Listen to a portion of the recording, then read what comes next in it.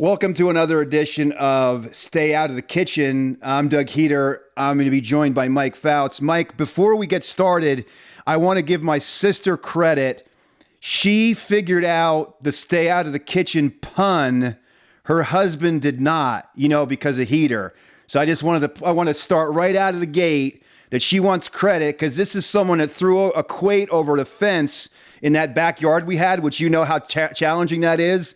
So she figured it out. So there we go. That's impressive. Good for sharing. I wasn't going to give her name, but it's okay. That's fine. All right.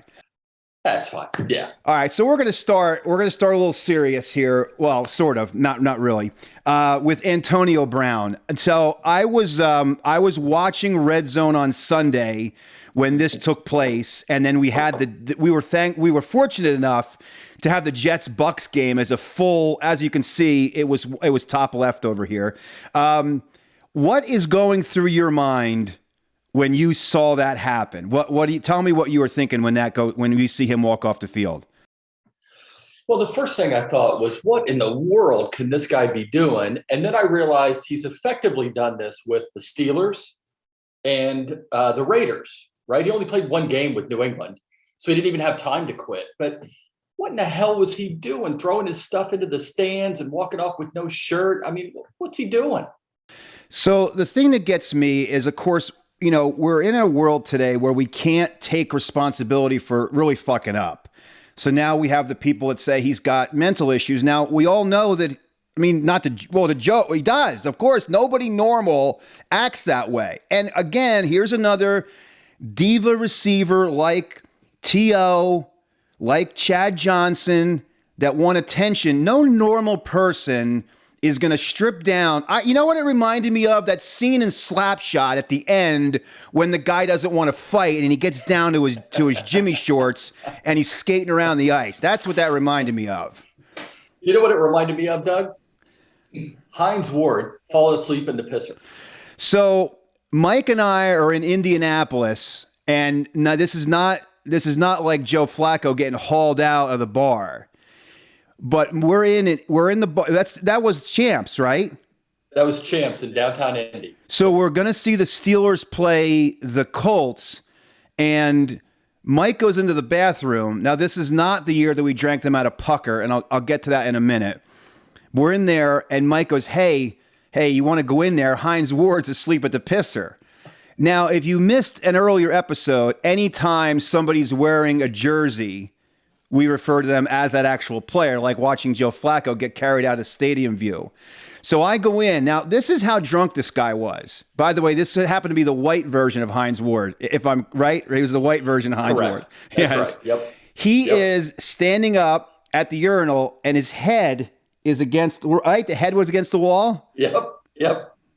And he's sleeping. So, think about how ripped you got to be to fall asleep standing up, number one, and then to be leaning against it. Sure enough, walked in, there he was, go to the bathroom next to him, there he is. Yeah, that was...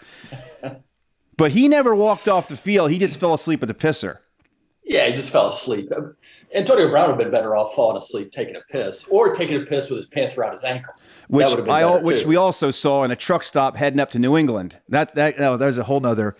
By the way, the Hines Ward year, that's not the year that you, one, fired a martini glass down the stairs going outside, and two, tripped over the steps at the Capitol building, is it? It's not the year I tripped over the steps at the Capitol building. It is, however, the year I fired that martini glass down that parking garage entrance. So we managed to convince the place, right, that we could take the martini glass with us, or did you just pocket that? Allegedly. It was removed from the premise, allegedly. So Mike pocketed that. And I'm all excited because we've got a souvenir. I like souvenirs from our trip. I'm going to get to one in a minute here. And he goes right out the steps and just whips it down into the basement. And that was it. Yeah. And then another year we're walking around downtown Indy. That was year one, right? With the steps? Yeah, that was year one. The Yep. first, our first trip, we go to Indianapolis and we're watching the Vikings on Monday night. And this was, I think, it was Sunday. That's when we drank him out of pucker. We got so ripped. We're walking down. We walk over to the Capitol building, and he misjudges where the steps start and falls on the steps of the Capitol building. So, at every time we're watching a Colts game now, and we see any kind of aerial shot of downtown Indy, I think there's those steps you fell over. That's true. That's also when them guys stole our beer too. That's right. So I was another. Okay. We decide we pick up some beer, multiple amounts of beer, and we put them outside our room. Not to keep them cold, right? Here, go ahead. Hold on a second. So what we did, we picked up a copious amount of beer, okay, and we put as much as we could in the sink with ice from the ice machine. But the sink wouldn't hold all the beer, so it was cold out. We decided, which was a good idea, to sit the rest of the beer outside on the patio because it's cold at night, right? It's going to be 25, 28 degrees. We'd set the beer outside to keep it nice and cold. Great plan. Until the lawn guys stole it. So I'm thinking about this. Do we think it was do we think it was the lawn guys, or do we think somebody else? Because it was a U-shaped, right? You think somebody went over and whoop? Yeah, I think it was the lawn guys that clipped it. All right. So the lawn guys took our beer. That was an impactful hit. We had to go get more. You know what I was thinking? I got one other note. So the first year it was the first year we go. We're going to go see the Vikings and Colts. That's what started the tradition. I see them on Monday night. So we go to the Ram, right, on Sunday, yes, and then end up at Champs. And this was when, now work with me, everyone, on this one. This is when they first came out with the orange flavored vodkas, right? The green apple martinis. So Mike and I decide, and I want to get to a green apple martini story for another time that happened to us in Baltimore. But this was one. So I don't know if I've ever had one. I think you had suggested to try it, right? Yeah, that's right. So Champs Sports Bar in Indy is making these for us. We had so many. I mean, they were excellent. She couldn't make them fast enough. She was bringing them, and then it had the sugar around the outside, and we were drinking these things so fast. Finally, she comes out and tells us, hey guys, we're out of pucker. Apparently pucker, I'd know, of course, the two of us are like, what the fuck is that? We drank them out of pucker. Pucker is one of the ingredients, right, that they put in the drink. Apparently it is. Yeah, we had no idea. Those things are like, if you've ever had one, by the way, it's like candy green apple. That's what it's like, right? In a liquid form. They're spectacular.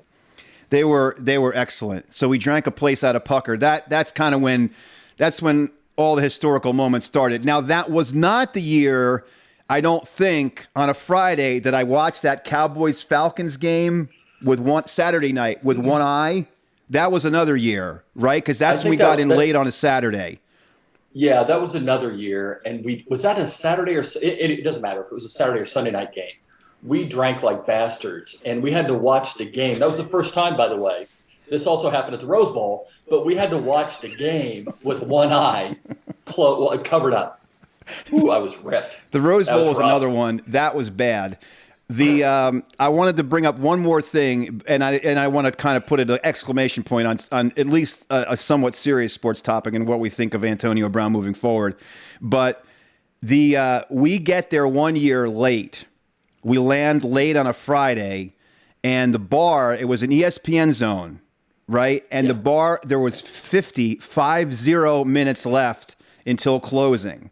So Mike and I ordered 12 beers. And we wanted to see if we could drink. We drank, well, I don't remember if we ordered 12 up front, but we ended up each drinking 6 beers in 50 minutes until they closed. That was impressive. That was that year we had a late start because the flight was delayed and all that. Yeah, that was hellacious. That's why we had the beer back in the hotel and the ice in the sink because they were closing early. Oh, right? that's right.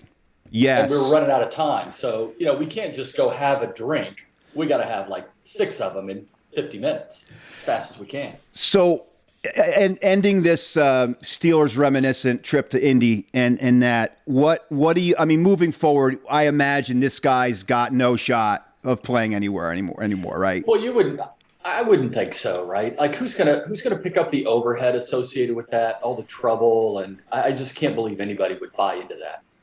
Maybe the Raiders, but they've already been down that road once. Yeah, so. it's, and the biggest problem again I have with this is that we can't, everybody comes out and says that he's got CTE issues and there's all kinds of problems. I mean, if you watch the Raiders show, the, knock 3 times if you're with me episodes, you'll know that there is some problem there. I mean, T.O. had some issues. T.O. worked outside in his driveway. It turns out, I mean, these guys are weird. They do weird stuff. And a lot of it has to do with drawing attention to themselves. And that's what I think Antonio Brown did.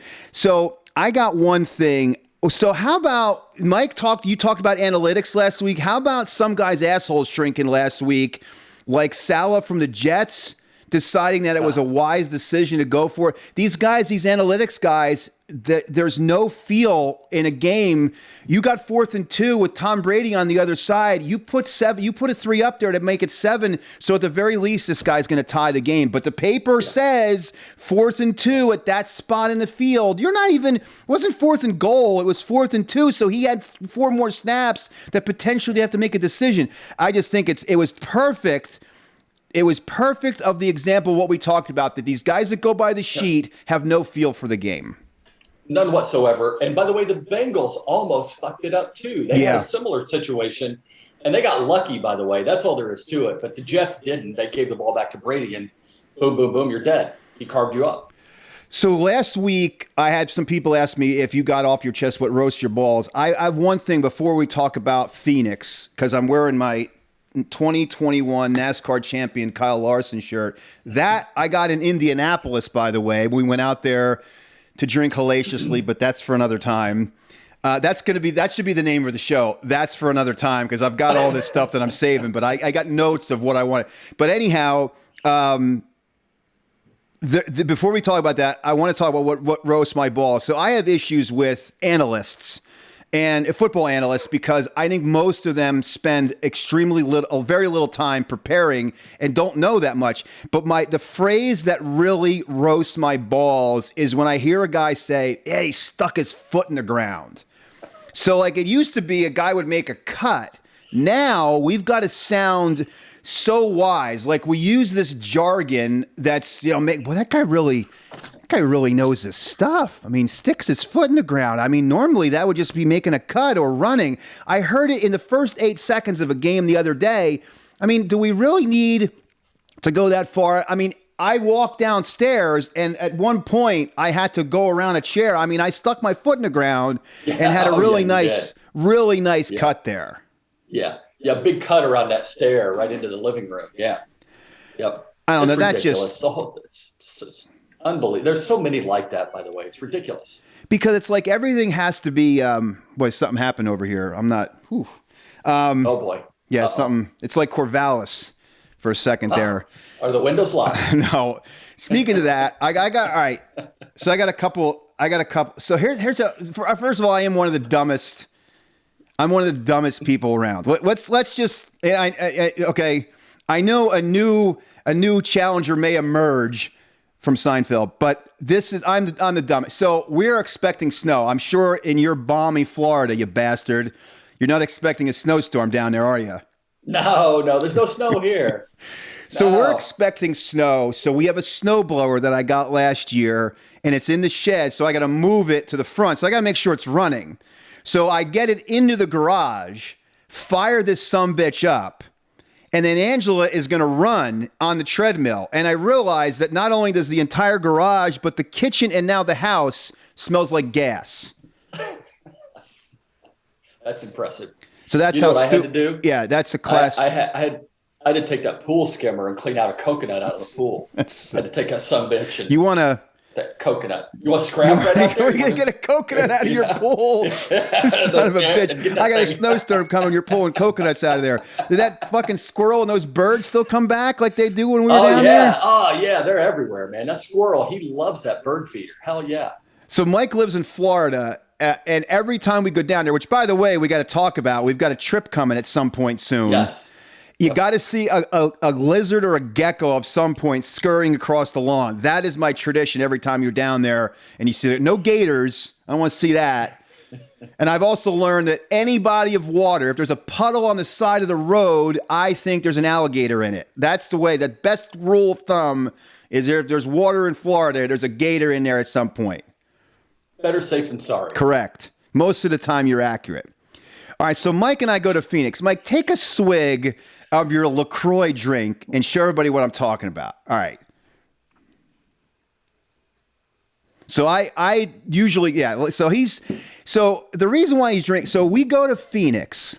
This is the trip that we managed to talk our way up and basically into the facility without proper credentials. But I go there to do, I'm not going to say any names. I'm going to leave this. So we go to do a profile in Phoenix championship weekend of a local driver around where I live. And one of his, what would he be, a fan? Yes, he's just a fan. Just he's a fan, like a super fan that lives around here in the township that I live in. People that live here, if I kind of give enough hints, might know. He's coached youth sports around here, and he shows up in Phoenix.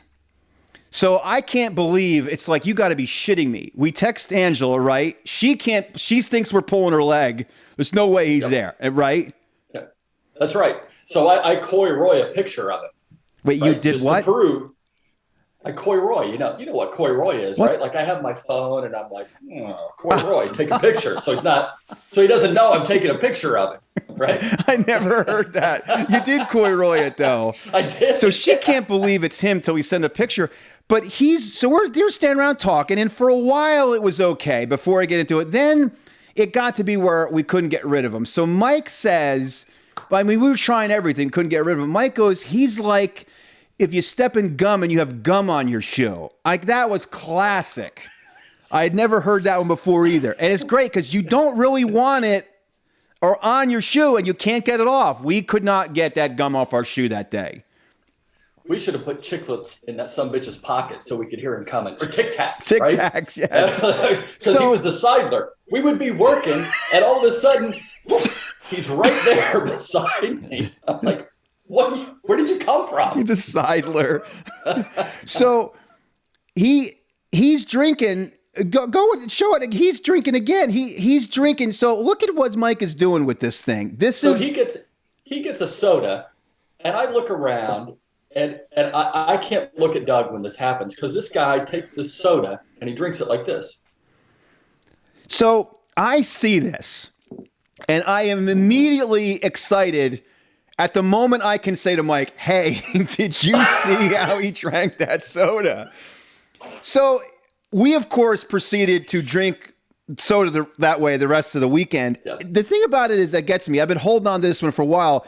It is impossible to do that and it not be a pain in the ass. Like if anybody's, you know what, try that. So you take your hand, your thumb and your pinky, it's your finger is in the way all the time. Your thumb is always hitting your nose. Every time you drink, it hits your nose. It's ridiculous. I don't know. Like I thought to myself later, because I got to analyze this. Was he doing it like for one of us to be like, what the fuck are you doing? I don't, because it's not something you don't normally. I don't know if I've ever seen anybody drink soda out of a can like that. There's no way it was like a stage thing because that fellow walked around. He walked around holding it like this. And I get it. Like the sodas were cold, so I'm assuming that's why. I don't give a shit how cold. They could have frostbit to my hands. I'm drinking that son of a bitch with my hand like that. That was such a pain in the ass. So we're taking pictures of it, and it became the running joke the whole weekend. It's unreal that that's the most awkward way to possibly drink soda. I don't buy the cold thing, by the way, because we're in Phoenix, and it was 85 degrees with the sun beating down on us like we were on the surface of the sun. Like that soda was warm in 38 seconds. It was like, yeah, it was hot as balls. It was bad. Like there's because you could have stuck it on your head. Yes. And done that because we were out in the blazing sun all day. Yes. Yep. All right. So while we're out there, I want to So while we're out there, we stick around on Sunday, and we're shooting the race. We're walking around, but we ended up getting the spot where they let you shoot video from was right at the end, the top end of pit road, and Kyle Larson's pit was the last pit stall. So we were right at the end of where it would be. So for the final pit stop, which won, I mean, it won him the championship. His pit stop in that race won him the championship. So I have one of the lug nuts. I don't have any, I hope one of, it's yellow. It's still got the glue on it. I got two of them, but I picked up one of the lug nuts off of his car because they just burp, burp, burp, burp, and there it went. So when we went out to Victory Lane to get our post-race shots and different things, we're walking back to get our gear, and there they're laying there. So I got a piece of history here. Now, I wasn't in the Victory Lane photo like Mike allegedly was. Now, he was in it. Technically, I was. Yeah, I was in that. The official NASCAR Victory Lane photo. I'm in the background behind Kyle Larson. He's taking this picture off of Twitter and circled himself the rest of the night and showing me, hey, are you? And you can see him holding this camera like two little kids in there. I'm hanging this son of a bitch up down here somewhere. That's going in a trophy case. So let me tell you what happened to me today with this. So I decide right before we go on, I'm going to get it. So now I'm shooting this podcast. I'm in my basement. So I got to go up 2 flights of steps.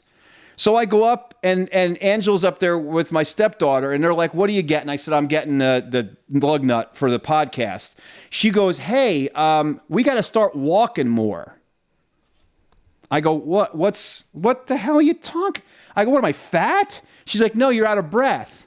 So apparently me running up 2 flights of steps, I must have been breathing hard. So now I'm out of breath. So now I got to walk more because I'm out of shape because I couldn't to get my lug nut. That's nice, right?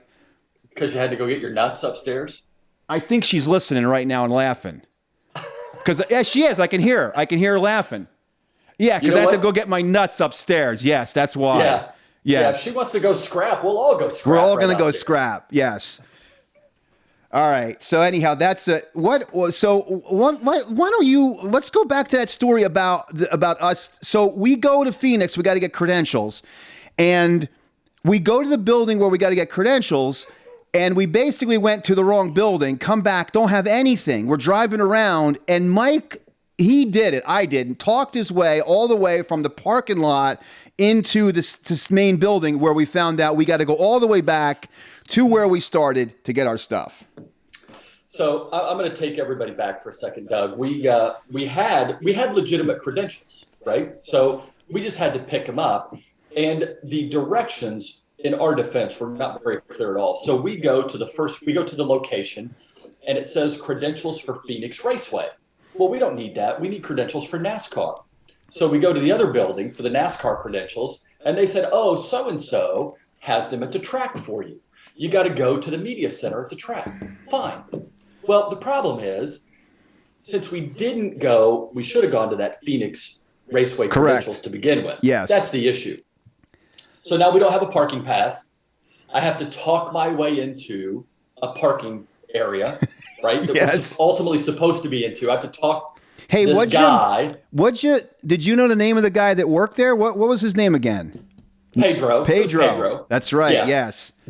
I had to talk Pedro into letting me go in and park in a place where we didn't have credentials for. Then we have to walk to the center of the fucking racetrack with no credentials. We passed no less than 4 checkpoints. Oh, at least. Talking our way in, acting authoritatively like we knew, and we made it all the way in to the media center with no credentials.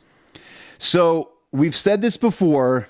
We'll say it again. If you pretend like, well, first of all, I will say this, not that either one of us look like sophisticated people, but if we try, right, we can look somewhat professional. That's right. Yeah. So we were dressed professionally. I wasn't wearing a "Don't be a cocksucker" t-shirt or anything like that. You know, it was a normal, we looked normal. We had professional shirts on, and if you look and appear professional and you're pleasant, that's what I think the key is. And pretend like you know where you're going. I think you can get to where you need to be pretty much anywhere. Yeah. That's right. So we get all the way into the media center. The lady says, gosh, I can't believe you made it in, right? She gives us our NASCAR credentials, but says, hey, like you need the parking pass and you need all this other stuff to get in. You got to go back where you started. So now we got to walk 2 miles back. I drive back by Pedro, go back, get the track credentials, come back. Now I show them, right? All is good now. But it was a little bit of an ordeal we burned some daylight getting in there. We burned some daylight, lugged that gear all over the place, which I learned yesterday that there's no need to have that tripod in a bag, which of course we weren't allowed to have. We had the only tripod, right, in Phoenix Raceway. We find out after we lug in the tripod and it's already set, and we had to watch that video. We learned that you're not allowed to have a tripod anywhere in the infield. We had it sitting there next to that trailer the whole day.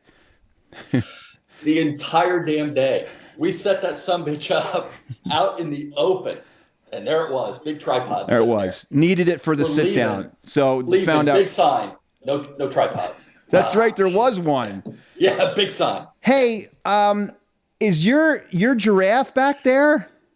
Good one. Yeah, it is. Yeah. Because it's right.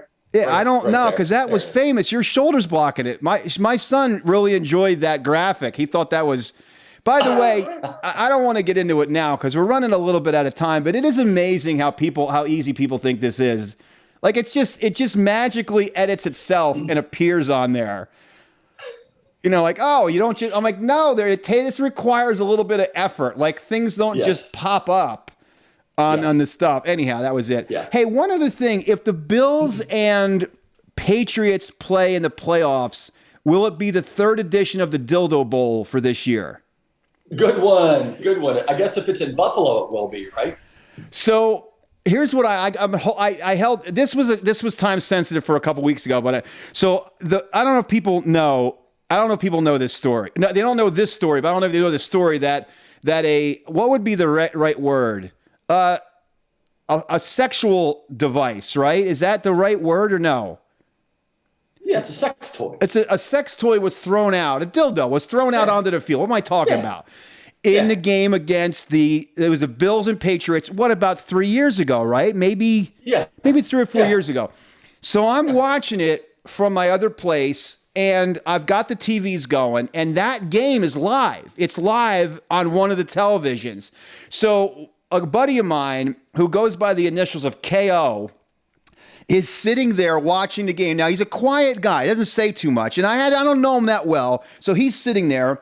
My stepson's upstairs, and my other son, I don't think he was living with us at the time. He texts me, hey, did you see the dildo? Now, obviously, Red Zone's not going to show that. I missed it live. So then my stepson's upstairs. He goes, hey, so they're texting me. And I go, you're not going to believe this. But apparently somebody fired a dildo onto the field when Tom Brady was in the corner. And KO goes, oh, yeah, I saw it. I go, wait a second. I go, here's another rule. If you ever see somebody fire a dildo onto the field during a game that you're watching from my house, just give me a little heads up like, hey, you're not going to believe this. So we had to rewind the game back. So I wanted to bring that up again because now every year they play, that's how I reference that particular game. Hey, when you had to rewind it, was it like when somebody's tit came out and you ran up the steps and fell up the steps trying to get to the VCR to rewind it? Are you referring to Janet Jackson? Yes, that's right. So that was Panthers. That's when Joe Deloam was playing for the Panthers, right? That's right. Good one. Good one. Yep. Panthers, Patriots. Yep. This is how old school this was. I'm recording it on a VHS tape. We're in the basement. That's the year Shane cried because he wanted the Panthers to win, but that's another time. So we are watching live downstairs the Janet Jackson, Justin Timberlake set. Somebody belts that out that they saw it. We sprint, I did, upstairs. I'm falling up the steps, trying to climb upstairs. I'm sliding to rewind that tape so we could watch it. Yes. Yep. Oh, the old Joe. I still think she called him Joe Deloam, but apparently we were here. No, I'll let you explain this one. Go ahead. This was one of our early football trips, right? We had gone to see the Colts play the Patriots in the AFC Championship. I think it was 2003. And I had a buddy who had a house in Boston. They were out of town, so they said we could use it. We go to the game. And this is at a time when these Smirnoff Ice had just That's come out. what they were called. Yep. Smirnoff Ice. And then they had in test markets, like the Boston market, they had Mandarin Orange. So my wife says to us before we leave, hey, listen, bring some of those home. So we go get a 12-pack after going to the AFC Championship. Now, because we're idiots, right, we get back to this house and we're going to watch the NFC Championship game because it was the later game, right? And we're like, well, we might as well like try one of these Smirnoffs, right? We'll try one of these mango, or it was orange, right? Well, we got 2 6-packs. I wake up in the morning, there's one left. One. So this is how I remember it. First of all, we stayed for the whole game. We went to eat. Yep. It was the Eagles and Panthers NFC Championship game. We got to a liquor store. So we're in New Hampshire, and they don't sell beer on Sundays. So we go charging in, like we did. We went charging into the store, and they got a gigantic, like 2x8 board across their beer. And that's not obvious enough to two morons. We walk up to it, and the guy at the stick, remember, he was pissed. He's like, yeah, we don't sell beer today. I mean, again, it's slid across, like no idiot's not going to see it. We do. That's why we had to get that Shaw's card, because we had to go to Shaw's. So if I remember this correctly, did we not get a case of beer also, right? I left that out. Yeah. We got a case of beer and 2 6-packs of the Smirnoff Ice. Yeah. We brought one back for her. We were so ripped because that's the next day I had to shakes like crazy in that store getting something to drink. That's right. So we're watching the Panthers beat the Eagles, and they interviewed Jake Deloam, and we insisted for at least a year to two that Pam Oliver called him Joe Deloam. But it turned out she said, thanks, Joe, to the legendary Joe Buck, and then interviewed Joe. We're like, 2 drunk guys are sitting there watching the game like, did you hear that? Like Pam Oliver, a true pro, is going to inadvertently call him Joe, but 2 drunk guys are accurate. Like, yeah, that's what happened. She called him Joe Deloam. First of all, has that ever been validated that she didn't call him Joe Deloam? Well, I still think I have that on tape because I was taping all those games on VHS. I'm pretty sure we went back and watched it, and I think she said, thanks, Joe, and then asked Jake Deloam the question. But he was Joe Deloam for a couple of years. I'm pretty sure she got it right, and we, shockingly, who were ripped, were wrong in that one. Yeah, she got it wrong. And I'll tell you what, the Angels won the ALCS that year too. All right, I have to save that for another time because we're running up against time. Just here's a little teaser. I promise this is next one. Again, we have established I'm a moron. I hear a fact from Mike Fouts the day after he is drunk, and I hear a coinciding fact from John Sterling, the eventual Hall of Fame broadcaster for the Yankees. I hear John Sterling tell me that one team won. I hear Mike Fouts tell me the other, and I believe Mike. That's how bad it was. I'm like, how can freaking Sterling screw this up? I can't believe he just messed this up. That's for another time. The Angels, Red Sox. Yep. That's for another time. All right, good stuff. Hey, if you want, I'll take a picture of you. I'll take a picture of me snow blowing my driveway tomorrow while you're taking that coconut out of your pool. Yeah, I'll send you a picture of the coconut too. All right. Again, we are loving this. I hope people continue to watch. People continue to let other people know. It's been a lot of fun to do, and I hope people are enjoying this. But let people know, get the word out. You have any parting words you'd like to end with? Any words of wisdom, like letting somebody know the wrong team won a ALCS? I'll leave some parting words of wisdom, Doug. How about this? There's an old saying, you reap what you sow. If you sow kindness, you reap kindness. If you sow jackass, you reap jackass. I like that. Good teaser. I want to talk about that. I've been holding on to that one for a long time. That is classic. I don't even want to tell you. I know where that came from. I do not. That is great stuff.